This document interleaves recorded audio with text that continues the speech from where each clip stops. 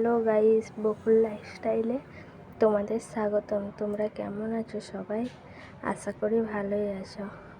অনেক দিন পরে আজকে আবার একটা নতুন ধরনের রেসিপি নিয়ে চলে এলাম। চলুন তাহলে। আমি পটল নিয়ে নিয়েছি। পটলগুলো ঠিক এইভাবে ছিলে নিয়েছি লম্বা লম্বা করে। এবার আমি পটলের যে খোসাগুলো আছে সেগুলো নিয়ে নেব।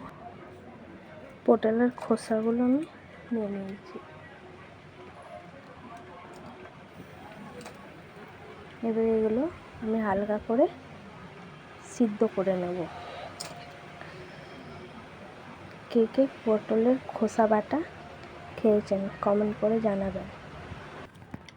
কড়াই আমি বসিয়ে নিয়েছি। এবার আমি যে খোসাটা রেখেছিলাম ওটা একটু সিদ্ধ করে নেব। সিদ্ধ হতে থাক। আমি পটলের খোসাটা ভাপিয়ে নিয়েছি, কালারটা চেঞ্জ হয়ে গেছে। এবার আমি সিলে নিয়ে নেবো, বেটে নেব।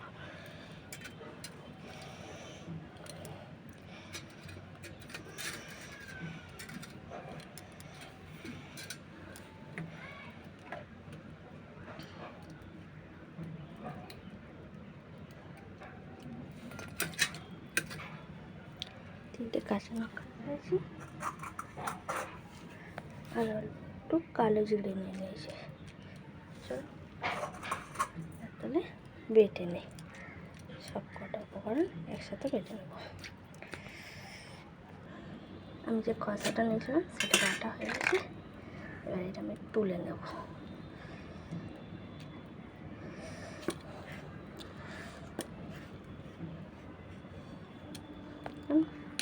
তোলা হয়ে গেছে। এবার ভেজে নিই। কড়াই আমি বসিয়ে নিয়েছি। কড়াইয়ে স্বাদ অনুযায়ী তেল দিয়ে দেবো।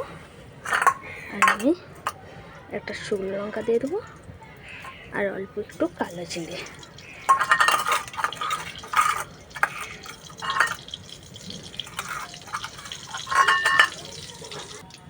বেটে রাখা খসাটা দিয়ে দেবো। স্বাদ অনুযায়ী লবণ দিয়ে দেবো। ভালোভাবে নেড়ে নেব। গন্ধ বেরিয়েছে। ঠিক আমি কম আছে 5-10 মিনিট এভাবে ভেজে নেব। খুব সুন্দর। নিরামিষের দিনে এই রেসিপিটা বানিয়ে দেখবেন, একবার খেলে বারবার খেতে ইচ্ছে করে।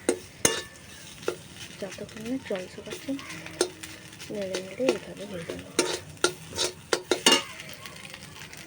চল, আমার পুরো ভাজা হয়ে গেছে।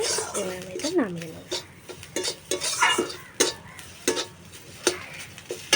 চলো, আমার পুরো রেসিপিটা তৈরি হয়ে গেছে। এবার গরম ভাতের সাথে খেলে দুর্দান্ত খেতে লাগে। আমার ভিডিও যদি ভালো লাগে সাবস্ক্রাইব করবেন, লাইক করবেন এবং শেয়ার করবেন।